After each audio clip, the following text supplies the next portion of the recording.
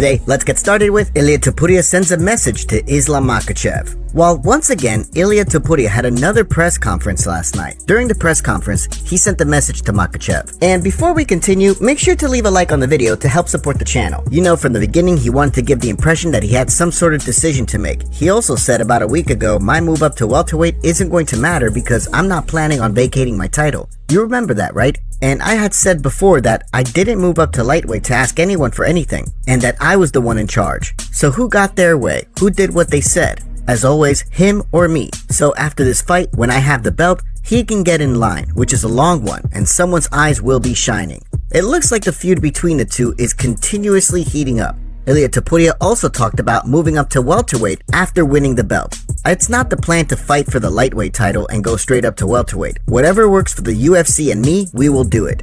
Do you want to see Ilia Topuria move up to welterweight to be the first 3-division champ? Let us know down in the comments below.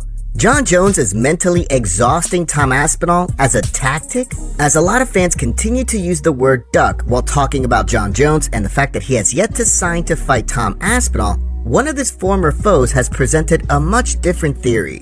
Unless you're brand new to MMA and this channel, you know that Bones has been prompting sighs and eye rolls for months now because he has not signed to fight Tom Aspinall. Last year, Jones finally said that he might take the fight if the UFC presented him with a massive payday, but so far, the fight is not official.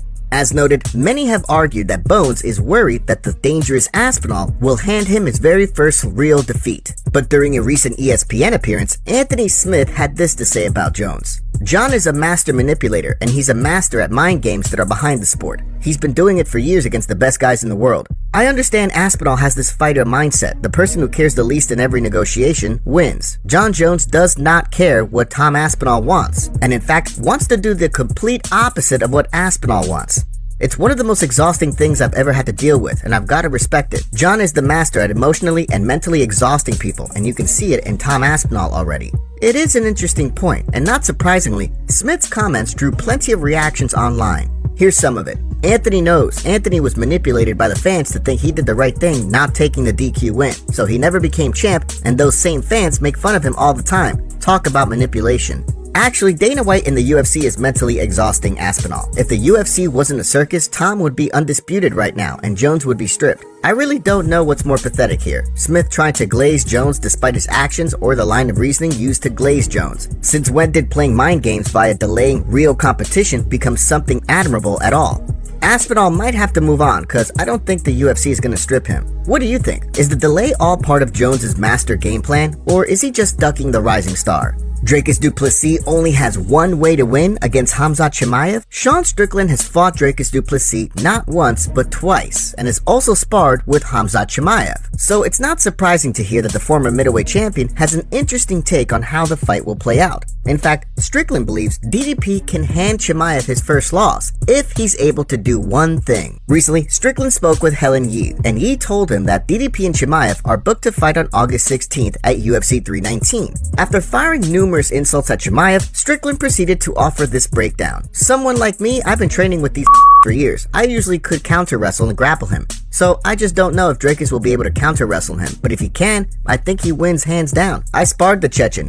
Hands down, I think Dricus wins, but I think it's going to come down to, are you going to be able to stop that? Are you going to be able to counter wrestle? You can, it's not hard. Based on what we've seen of both Du Plessis and Chimaev in the octagon, one could certainly predict that if DDP can keep it standing, his chances of winning will rise considerably. But what do you think? And do you believe that DDP will be able to negate Chimaev's awe-inspiring and feared top game? Alex Pereira gets warned about UFC future. There's been no shortage of speculation recently about whether Alex Pereira's socials were really hacked, as Poatan has claimed. But more recently, MMA veteran and analyst Josh Thompson had some words of advice for Pereira and other UFC stars. After a post on Pereira's socials noted that he was thinking about retirement while expressing frustration with the UFC, the post was soon taken down.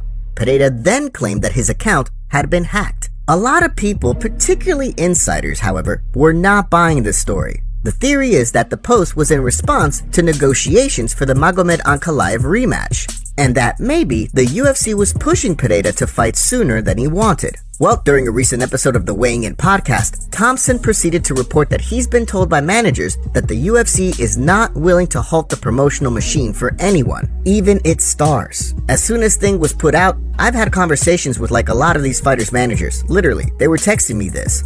We're in a group chat. They're like, dude, everybody's indispensable. No one's safe these days. Conor's not safe. Alex is not safe. It doesn't matter who you are. The sport is now bigger than any athlete. If you're a fighter, and I've said this over the last 3 weeks, you do not have anywhere else to go that will make you the same amount of money. Where do you come in on this? Do you believe Pereira's claim that his account was hacked? And what's your take on Thompson's warning? Magomed Ankalaev sends a message to Dana White. Over the past week, we've been reporting Magomed asking for a fight, but revealing Pereira and Yuri have turned down the offers. Last night, Magomed had the following message to the UFC. Alex Pereira don't want the Ankh anymore. Let's leave him alone because I'm not a bully. Fake Ninja, he said he have to go back to school because he cannot read. Dana White, Mick Maynard, give me some fish. Everything aside, it's nice seeing a champion trying to stay active. Respect to Magomed. Concerns rise for Nate Diaz on Russian Tough? Nate Diaz has been in the news recently on account of his coaching role on the Russian show ALF Reality. The Stockton star was added to the show to coach opposite of Jon Jones. But recently, there's been rumors and speculation that something may have happened and that Diaz has walked off the show. For example, recently, MMA Pros Pick posted this via social media. In a Russian reality show, someone tried to sneak up on Nate and choke him, but it didn't work. In response, Nate slapped him, hit him with a Stockton slap, and now they're looking for Nate Diaz in Thailand and can't find him. And a Mati6 social media account reported this. Apparently, this might become a Yoel Romero versus Jorge Masvidal season, as Nate deleted all IG posts referencing the show, and rumor has it Jon Jones has also pulled out. Now, as the video is being produced, it's not clear if Diaz and Jones have in fact pulled out of the show, but it does seem odd if Diaz has in fact removed all his references to the show from his socials. All that aside, recently another clip of Jones in Thailand surfaced, and no, it wasn't of Bones partying. It captured Jones doing some no-contact sparring with undefeated bare-knuckle fighter Samad Abdirahmanov. Hopefully we get to see Jones throwing hands for real against Aspinall later this year. Rainier de Ruyter sends a warning to Robert Whittaker. Rainier de Ruyter has been booked to fight one of the greatest middleweights of this generation, Robert Whittaker. But don't expect the former one champ to try and reinvent the wheel when the two battle. RDR has been tapped to fight Bobby Knuckles at the UFC's July 26 card in Abu Dhabi, following his shocking and impressive stoppage of Bo Nickel. Well, more recently, RDR spoke with MMA Junkie. When he was asked to break down his fight with Whittaker and how he plans to approach it, the Dutch fighter said this. It's an interesting one to prepare for because there's not a lot of guys with his style and his stand-up. Very explosive. Likes to leap in, hands low, good punches, good kicks. So it's not an easy one to prepare for in any way, shape, or form. We'll see where it goes. You'll see me do the same thing I always do. Put the pressure, get close, try to hit him with some good shots, take him down, choke him out. That's the plan.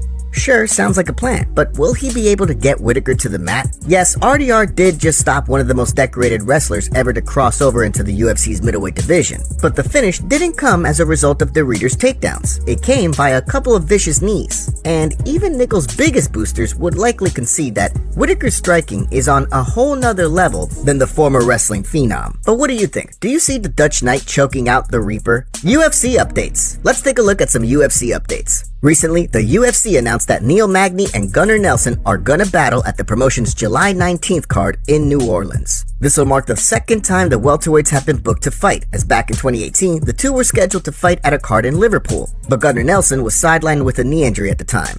Fast forward to today, and Nelson is coming off a decision loss to Kevin Holland in March, which marked the first time he'd fought since 2023 when he submitted Brian Barberena. Magny, meanwhile, is also looking to get back on track, as the longtime welterweight contender is coming off consecutive stoppage losses to Michael Morales and Carlos Prates.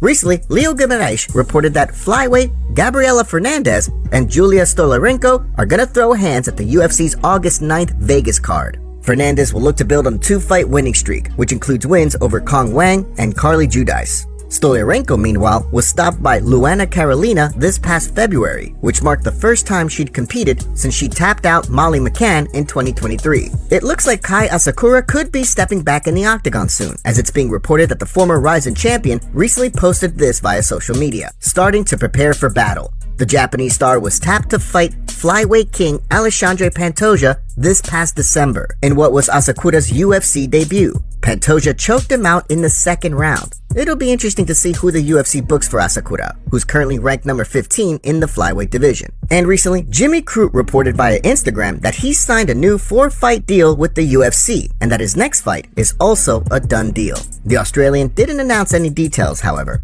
Crute likely avoided his UFC exit this past February by battling Rodolfo Bellato to a majority draw. The 29-year-old 205er had gone winless in his 4 fights prior, although one of his losses came via injury in a fight with Anthony Smith. Who do you want to see Crute fight next? Darren Till sends a warning to Jorge Masvidal. Darren Till was back in action this weekend, and following his victory on a Misfits boxing card, the Scouser fighter issued a fiery warning to Jorge Masvidal. Till faced fellow UFC veteran Darren Stewart in the squared circle and ensured a decision victory by scoring a late knockdown. The bout was Till's second with Misfits Boxing as he stopped Anthony Taylor this past January. Well, while talking to the media afterward, Till vowed he will avenge the vicious KO loss that he suffered at the hands of Gamebred back in 2019. I don't hate Jorge Masvidal, but I promise you right now, I promise you on my life right now, I will get my revenge on Jorge Masvidal and I will knock him clean spark out. I will get my revenge, mark my words.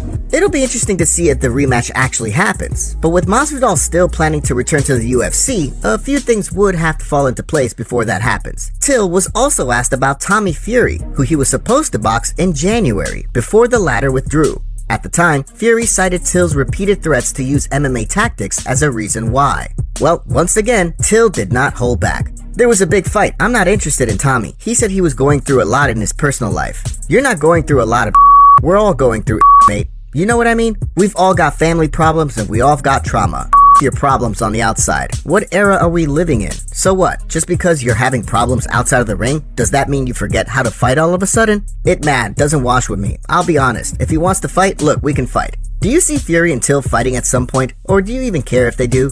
UFC fighter reveals sad news on health. Last night, something strange happened during the UFC card. An hour before the co-main, the commentators revealed on air that the co-main between Paul Craig and Rodolfo Bellato was off the card. At the time, no one had any idea as to what happened. And before we continue, we have a favor to ask. Help us reach 200,000 subscribers on MMA Zone by subscribing and turning on notifications for daily MMA content. Seriously, we rarely miss a day. Well, it looks like UFC fighter Rodolfo Bellato was forced to withdraw from his fight against Paul Craig at the UFC Vegas 106 because he caught herpes. Yep, you heard that correctly. Bellato went on social media to write the following. I never thought that herpes would take me out of a fight. I'm sorry, all of you guys. But it's something that is out of our control. I'll have more news soon. The MMA community was quick to react to this news, with one fan saying, "That's gotta be a career ender, right? No one's gonna wanna sweat and bleed with this dude now." Another fan wrote, "This is insane. You don't share this publicly. You go back to Brazil and tell Dana I'm done fighting. Nasty." Probably been spreading that all through his gym. Someone else said, "Well, and there's that. Something else not on my 2025 bingo card." What do you think of this situation? Let us know in the comments below.